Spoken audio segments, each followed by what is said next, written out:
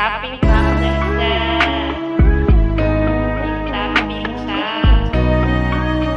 ร้อนเลย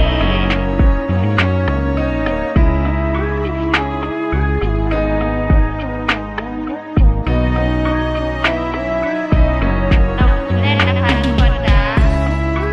ที่ห้องปัตตานีเด้อเด้อบรรยากาศดีมากเลยมีน้ำคลองเลยครั้งแรกเลยที่มาปัตตานีตรงนี้จะเป็นโซนอาหารนะคะมากเลยมีแต่เด็กอันนี้เป็นร้านผลไม้นะคะร้านผลไม้มีองุ่นมีไซมัสมีลองกองกองสวยมากเลยกิโลละ20 บาทงอนได้พี่น้องงอนผลไม้ได้แต่เดิมกิโลละ40 บาทงอนลองกองคนเยอะมากคนตลาดมันเยอะนะคะเยอะมากปลาเด้อพี่น้องเด้อปลาสลิดมันเป็นปลาสล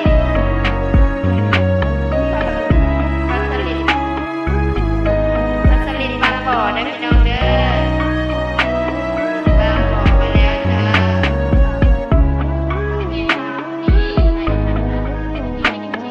ปลาสลิดบางบ่อเด้อพี่น้องขีดละ35 บาทมีไข่ด้วยสลิดบางบ่อ35 บาทสลิดบางบ่อเด้อพี่น้องเด้อขีดละ35 บาทนะคะร้านของผมก็จะประมาณนี้นะคะ ขออนุญาตถ่ายนะคะเด้อลองไข่ขออนุญาตถ่ายนะคะลองไข่ไก่เด้อพี่น้อง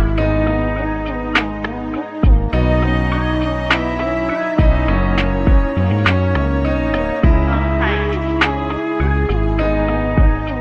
ปลาเด้อพี่น้องปลาขาวมกกับพี่เด้อมกโคตรดำเป็นโคไม่เรียบร้อยนี่ของผมมัตเตอร์เลนจะได้นี่คนละทอดเอาแล้วไปเบ๊ะเอาไปปิ้งมกจ้าปลาเด้อพี่น้องเอาห้องปลาอย่างนี้ปลาตองเด้อพี่น้องตองนะจ้าตองค่ะปลาตองกาสวยมากเลยใส่ผักเพื่อนน้ำพุน้ำเพิ่มผักโคตรได้พี่น้องมีส้มหอมปลาตองต้นละ50 บาทพอละ10 บาทอาหารบ้านเฮาเด้อพี่น้องเผือกมันนะจ๊ะดักแด้ดักแด้อาหารอีสานเด้อจ้ะเด้อดักแด้สะออนเนาะจานละ50 บาทบ่ดักแด้จ้ะพี่น้องอาหารตามฤดูกาลหลายในตลาดบ้านตะเลียนพวกกบเด้อจ้ะพี่น้องพวกกบ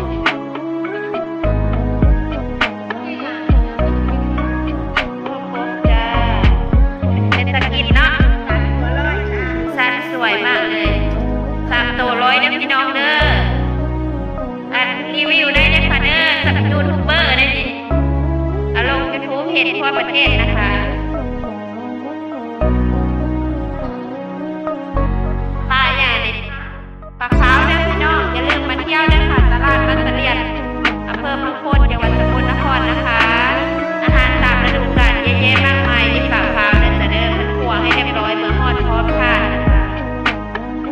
เด้อพี่น้องเด้อปักโคตรเด้ออาหารลาวหลายได้อาหารตามฤดูกาลของป้าเยอะแยะนะคะตลาดบ้านตะเลียนจ้า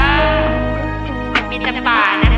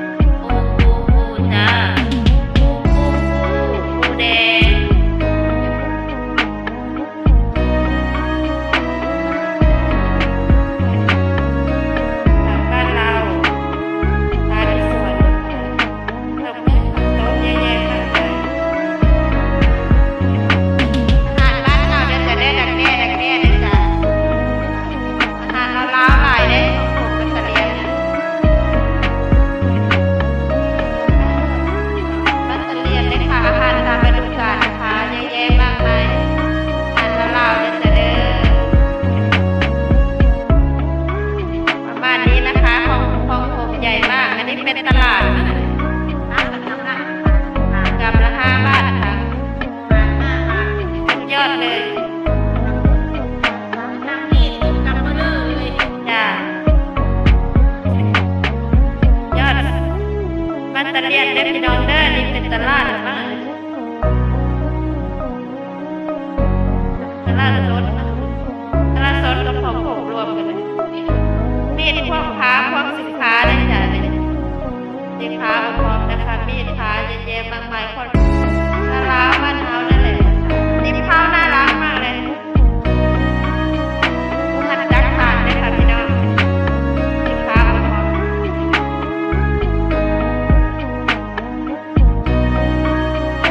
ยอดเลยสมุนไพรไทยเลยจ้ะสมุนไพรไทย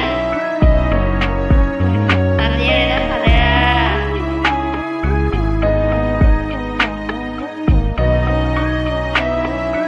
ตลาดใหญ่มากเลย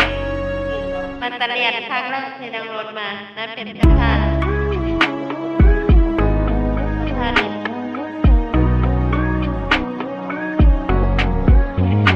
นั่นนี่คือต้นสะพานน้องคนจะรวบรวมตลาดทุกคนได้ชมเลยนะคะรวบรวมให้เลยเด้อค่ะเด้อนิวยอร์กเลยค่ะขออนุญาตถ่ายนะคะมานิวยอร์กเด้อถ่ายปีกจำหน่ายด้วยนะ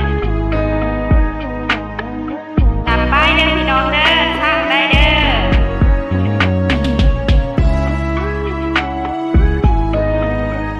ขนมเบื้องนะพี่น้อง20 บาท20 บาท20 บาท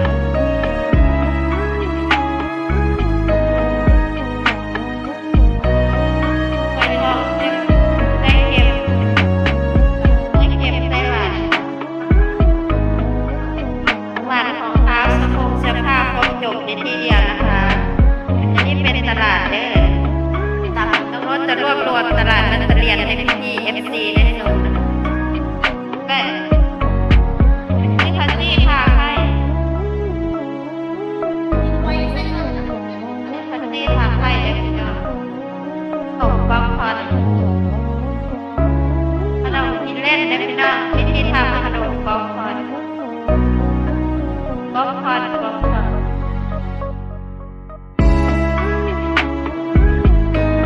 คนเยอะมากพี่น้องตลาดนักเรียนมีทุกวันอาทิตย์นะคะไปต้มน้ำปลาเนี่ยพี่น้อง สิ่งที่เราว่าน้ำตาลที่ ชุดละ50 20มีขาหมูใหญ่ขาหมูได้พี่น้องขาหมู150 บาทอร่อยเด้อพี่น้องเจ้าดัง การเรียกว่าเทียบกันตัว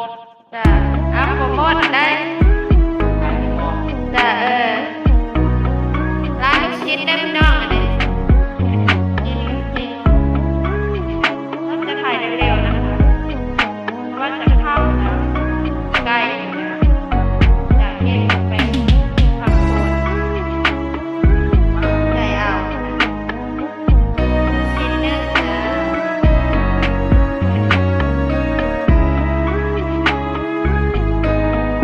เทียมสมีเด้อพี่น้องหนังเค็มหนังเค็ม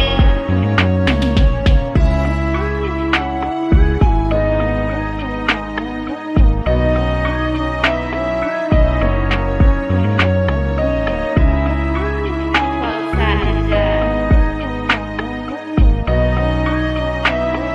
เป็นจวดเลย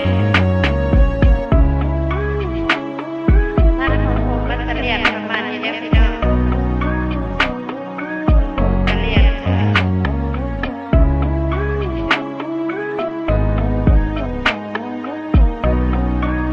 ก็เหมือนกันมันจะเรียนประมาณนี้นะคะพี่น้องขอบคุณที่รับชมนะคะฝากช่องปัญญาดาพาเราวิวและฝากกดไลค์กดแชร์กดซับพี่น้องด้วยนะคะไลค์แชร์ท่าน